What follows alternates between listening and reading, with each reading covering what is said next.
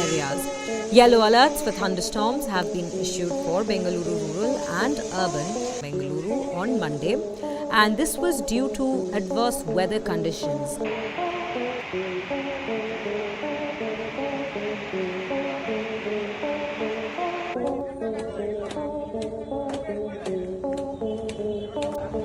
Hi hello ಎಲ್ರಿಗೂ ನಮಸ್ಕಾರ.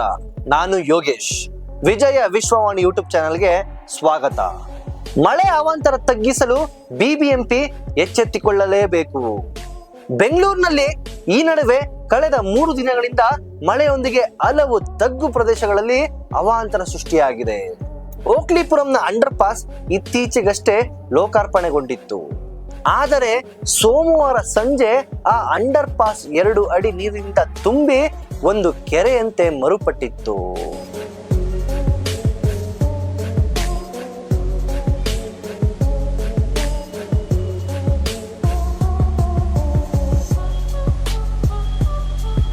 ಅಲ್ಲಿ ನೀರು ನಿಲ್ಲುತ್ತಾ ಬರುವ ಪರಿಸ್ಥಿತಿ ಹೊಸದೇನಲ್ಲ. ಈ ಹಿಂದೆಯೂ ಇದೇ ರೀತಿ ಅವಾಂತರಗಳಿಗೆ ಕಾರಣವಾಗಿದೆ. ಆದರೆ ಆ ನಂತರವಾದರೂ ಸಂಬಂಧಪಟ್ಟ ಅಧಿಕಾರಿಗಳು ಎಚ್ಚೆತ್ತುಕೊಳ್ಳಬೇಕಿತ್ತು. ಕಳೆದ ವರ್ಷ KR ಸರ್ಕಲ್ ಬಳಿಯ ಅಂಡರ್ ಪಾಸ್ನಲ್ಲಿ ನಿಂತ ಮಳೆ ನೀರಿಗೆ 1-2 ಜೀವಗಳು ಬಲಿಯಾದ ನಂತರವೂ ಬಿಬಿಎಂಪಿ ಎಚ್ಚೆತ್ತುಕೊಳ್ಳಲಿಲ್ಲ. ಮಳೆಗೆ ರಾಜಧಾನಿಯಲ್ಲಿ ಸೃಷ್ಟಿಯಾದ ಸಮಸ್ಯೆಯ ಬಗ್ಗೆ ಹಾಗೂ ಕೈಗೊಂಡ ಕ್ರಮಗಳ ಬಗ್ಗೆ ಮಾಹಿತಿ ನೀಡಲಿಲ್ಲ.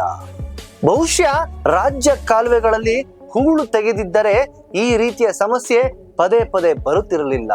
ಕಳೆದ ವರ್ಷ ಹೂಳು ತೆಗೆಯುವ ಅಭಿಯಾನ ಬಿಬಿಎಂಪಿ ಕೈಗೆತ್ತಿಕೊಂಡಿತ್ತು. ಆದರೆ ಅದರಿಂದ ಪ್ರಯೋಜನವಾದ ಲಕ್ಷಣಗಳು ಕಂಡು ಬರುತ್ತಿಲ್ಲ. ಈ ಬಗ್ಗೆ ಸರ್ಕಾರ ಈ ಕೂಡಲೇ ಸಂಬಂಧಿತ ಅಧಿಕಾರಿಗಳ ಬಳಿ ಮಾಹಿತಿ ಪಡೆಯಬೇಕು. ಆ ಮೂಲಕ ಮಳೆ ಬರುವಾಗ ಎಚ್ಚೆತ್ತುಕೊಳ್ಳುವ ಬದಲು ರಾಜಧಾನಿಯಲ್ಲಿ ಇಂತಹ ಅಪಾಯದ ಸ್ಥಳಗಳನ್ನು ಗುರುತಿಸಿ ಮುಂಚಿತೆಯೇ ಆ ಬಗ್ಗೆ ಸೂಕ್ತ ಮುಂಜಾಗೃತ ಕ್ರಮಕ್ಕೆ ಸರ್ಕಾರ ಮುಂದಾಗಬೇಕಿತ್ತು. ಆ ನಿಟ್ಟಿನಲ್ಲಿ ಸರ್ಕಾರ ಮುಂದಾದಂತೆ ಕಾಣುತ್ತಿಲ್ಲ. ರಾಜ ಕಾಲುವೆಗಳ ಹೂಳು ತೆಗೆದು ನೀರು ಸರಾಗವಾಗಿ ಹರಿಯಲು ಸಾಧ್ಯವಾಗಿದ್ದರೆ ನಿನ್ನೆ ಓಕ್ಲಿಪುರಂ ಅಂಡರ್ ಪಾಸ್ ಕೆರೆಯಂತೆ ಮಾರುಪಟ್ಟು ಸಮಸ್ಯೆ ಸೃಷ್ಟಿಯಾಗುತ್ತಿರಲಿಲ್ಲ. ಈಗಲಾದ್ರೂ ಬೆಂಗಳೂರು ನಗರಾಭಿವೃದ್ಧಿ ಸಚಿವರು ಆಗಿರುವ ಉಪಮುಖ್ಯಮಂತ್ರಿ DK ಶಿವಕುಮಾರ್ ಅವರು ಈ ನಿಟ್ಟಿನಲ್ಲಿ ಕ್ರಮ ಕೈಗೊಳ್ಳಬೇಕಾಗಿದೆ. ಬೆಂಗಳೂರಿನ ಎಲ್ಲ ನಾಗರಿಕರನ್ನ ಇದು ಬೆಂಗಳೂರಾಗಲಿ ಎಲ್ಲೇ ಆಗಲಿ ಡೀಟೈಲ್ ಒಂದು ಆ್ಯಕ್ಷನ್ ಪ್ಲ್ಯಾನ್ ಮಾಡಲೇಬೇಕಾಗಿದೆ. ತಕ್ಷಣ ಈ ಎಲ್ಲೆಲ್ಲಿ ಅಂಡರ್ ಪಾಸ್ ಇದೆ ಈಗಾಗಲೇ ಚೀಫ್ ಮಿನಿಸ್ಟರ್ ಕೂಡ ಬಂದು ಹೋಗಿದ್ದಾರೆ. ನಾನು ಕಮಿಷನರ್ ಕೂಡ ಮಾತಾಡಿದ್ದೀನಿ, ಬೇರೆಯವ್ರ ಹತ್ರ ಮಾಡಿದ್ದೀನಿ. ಪರ್ಮನೆಂಟಾಗೆ ನಾವು ನೀರನ್ನ ಇಂಥ ಅಂಡರ್ ಪಾಸ್ ಒಳಗಡೆ ನುಗ್ಗಬಾರ್ದು. ಅದಕ್ಕೆ ನಾವು ಫಸ್ಟ್ ಪ್ಲ್ಯಾನ್ ಮಾಡಬೇಕು. ಮಳೆಗಾಲ ಆರಂಭಗೊಂಡಿದೆ. ಈ ಹಿನ್ನೆಲೆಯಲ್ಲಿ ಬೆಂಗಳೂರಿನ ಚರಂಡಿಗಳ ಸ್ವಚ್ಛತೆಗೆ ಈಗ ಮುಂದಾದರೆ ಪ್ರಯೋಜನವಿಲ್ಲ. ಬೆಂಗಳೂರಿನ ಕೆಲವೆಡೆ ಇದೀಗ ಆ ಕಾರ್ಯ ನಡೆಯುತ್ತಿದೆ. ಮಳೆ ಬಂದರೆ ಮತ್ತೆ ಚರಂಡಿಗಳು ಕಸದಿಂದ ತುಂಬಿಕೊಳ್ಳುತ್ತವೆ. ಅದರಿಂದ ರಾಜಕಾಲುವೆ ಹರಿಯುವ ಪ್ರದೇಶಗಳಲ್ಲಿ ಜನರಿಗೆ ತೊಂದರೆ ಆಗಲಿದೆ. ಈ ವಿಷಯ ಗೊತ್ತಿದ್ದರೂ ಇದೀಗ ಆ ಕಾರ್ಯಕ್ಕೆ ಬಿಬಿಎಂಪಿ ಮುಂದಾಗಿರುವುದು ಸರಿಯಲ್ಲ. ಹೀಗಾಗಿ ಉಪಮುಖ್ಯಮಂತ್ರಿಗಳು ಕೂಡಲೇ ಸೂಕ್ತ ಕ್ರಮ ಕೈಗೊಳ್ಳುವಂತೆ ಸೂಚನೆ ನೀಡಿದರೆ ತುಂಬಾ ಒಳ್ಳೆಯದು. ಮತ್ತಷ್ಟು ಸಮಸ್ಯೆ ಆಗದ ನಿಟ್ಟಿನಲ್ಲಿ ಕೂಡಲೇ ಅಪಾಯಕಾರಿ ರಾಜ ಕಾಲುವೆಗಳ ಹೂಳು ತೆಗೆಸಲು ಕ್ರಮ ಕೈಗೊಳ್ಳಬೇಕು. ಇದಕ್ಕೆ ಯಾರ ಅನುಮತಿಯೂ ಅಗತ್ಯವಿಲ್ಲ. ಸೋಮವಾರ ಸುರಿದ ಮಳೆಯಿಂದ ನಗರದ 33 ಸ್ಥಳಗಳಲ್ಲಿ ಭಾರಿ ಪ್ರಭಾವ ಉಂಟಾಗಿತ್ತು. 16 ಸ್ಥಳಗಳಲ್ಲಿ ಮರ ಬಿದ್ದು ಸಂಚಾರ ದಟ್ಟಣೆ ಉಂಟಾಗಿತ್ತು. ಈ ಸ್ಥಳಗಳಲ್ಲಿ ರಸ್ತೆಗಳು ಜಲಾವೃದ್ಧಿಗೊಂಡು ನಂತರ ಪೊಲೀಸ್ ಸಂಚಾರವನ್ನು ಬದಲಾಯಿಸುತ್ತಿದ್ದರು. ಮೆಜೆಸ್ಟಿಕ್ ಜಲಾವೃತ್ತಿಗೊಂಡಿತ್ತು. KR ಹಡ್ಸನ್ ವೃತ್ತಿಗೆ ರಸ್ತೆಯನ್ನು ನಿರ್ಬಂಧಿಸಲಾಗಿತ್ತು. ಸುಮಾರು 21 ವಾರ್ಡ್ಗಳು ಹಾನಿಯಾಗಲಿವೆ. ಕೆಲವು ವಾರ್ಡ್ಗಳಲ್ಲಿ ಹಲವಾರು ರಸ್ತೆಗಳು ಜಲಾವೃದ್ಧಿ ಆಗಿದ್ದರೆ ಹಲವೆಡೆ ಮರಗಳು ಬಿದ್ದು ಘಟನೆಗಳು ವರದಿಯಾಗಿವೆ. ವೇಗದ ಗಾಳಿಯೊಂದಿಗೆ ಸುಮಾರು 45 ಮರಗಳು ಬಿದ್ದಿವೆ.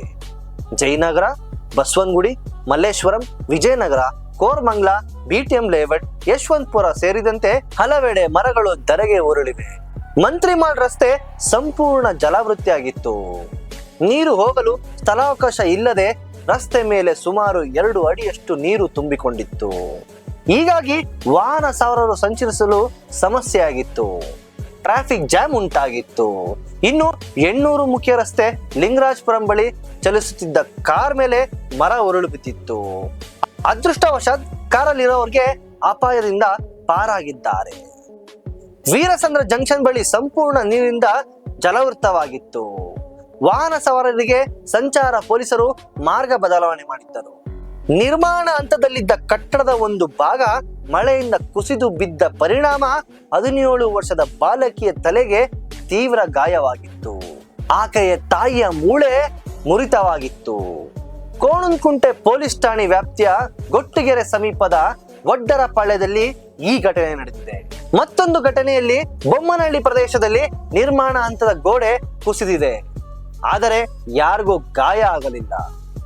ಮಳೆಯಿಂದಾಗಿ ನಗರದ ಟ್ರಾಫಿಕ್ ಪರಿಸ್ಥಿತಿ ಹದಗೆಟ್ಟಿದೆ. ಬಿಸಿಲು ಬೆಗೆಯಿಂದ ಬೆಂದು ಹೋಗಿದ ಬೆಂಗಳೂರು ಜನತೆಗೆ ಮಳೆ ತಂಪೇರಿದೆ. ಆದರೆ ಬಿಬಿಎಂಪಿ ನಿರ್ಲಕ್ಷ್ಯದಿಂದ 16 ಅವಾಂತರಕ್ಕೆ ಕಾರಣವಾಗಿದೆ. ವಾಹನ ಸವಾರರು ಜಲಾವೃತಿಗೊಂಡ ರಸ್ತೆಗಳಲ್ಲಿ ಸಂಚರಿಸಲು ಪರದಾಡಿದ್ದರು. ಕೆಲವು ಸ್ಥಳಗಳಲ್ಲಿ ಸಂಚಾರ ದಟ್ಟಣೆ ಉಂಟಾಗಿತ್ತು. ಬೆಂಗಳೂರು ನಗರದಲ್ಲಿ ಸೋಮವಾರ ಸುರಿದ ಮಳೆಯಿಂದ ವ್ಯಾಪಕ ಹಾನಿ ಉಂಟಾಗಿದೆ. ನಗರದ ಹಲವೆಡೆ ತಗ್ಗು ಪ್ರದೇಶಗಳಲ್ಲಿ ನೀರು ನುಗ್ಗಿದೆ. ಜೊತೆಗೆ ಬಿರುಗಾಳಿಗೆ ಮರಗಿಡಗಳು ಉರುಳು ಬಿದ್ದಿವೆ.